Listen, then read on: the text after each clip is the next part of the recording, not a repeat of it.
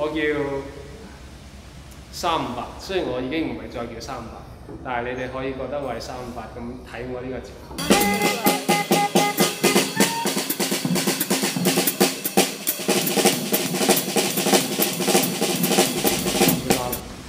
緊張添，咁其實我覺得每一個人咧都某一定量咧都會隱藏自己一啲色情嘅嘢喺佢哋心入邊嘅。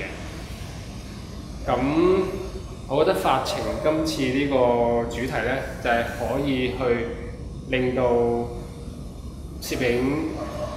攝影者本身去 focus 翻自己本身一個問題咯，就係好多人唔夠膽去碰觸嘅一個問題啦。究竟你自己本身對發情係一個乜嘢諗法咧？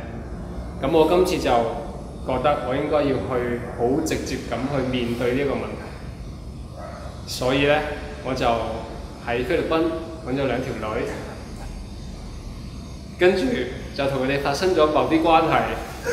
咁樣咯，咁我覺得成件事就好發情咯。咁我覺得就唔需要諗咁多嘅。點解我要用翻2013年嘅發情，用翻喺2016年上邊咧？咁我覺得係，其實我係唔係好願意去做呢樣嘢嘅，但係我覺得2013年嘅發情，我要面對翻我自己2013年嘅發情係啲乜嘢咯。即管我唔願意去 show 翻我2013年嘅發情，但係我覺得我要去認同翻我2013年嘅自己咯。OK。所以我就 show 翻2013年嘅發情嗰陣時嘅發情嘅狀態啲乜嘢。我覺得澳門攝影展咧都流肥肥咯。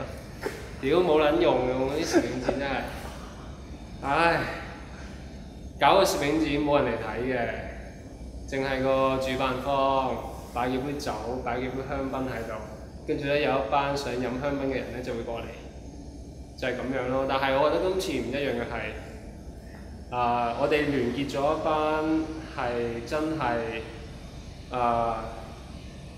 對攝影係有一定量嘅熱誠嘅人。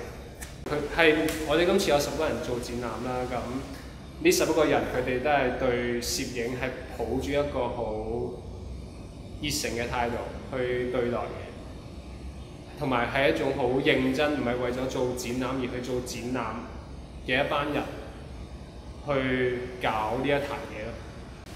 其實我開幕係好想喺度，但係我要去印度幫公雞貼呢個 poster， 所以咧。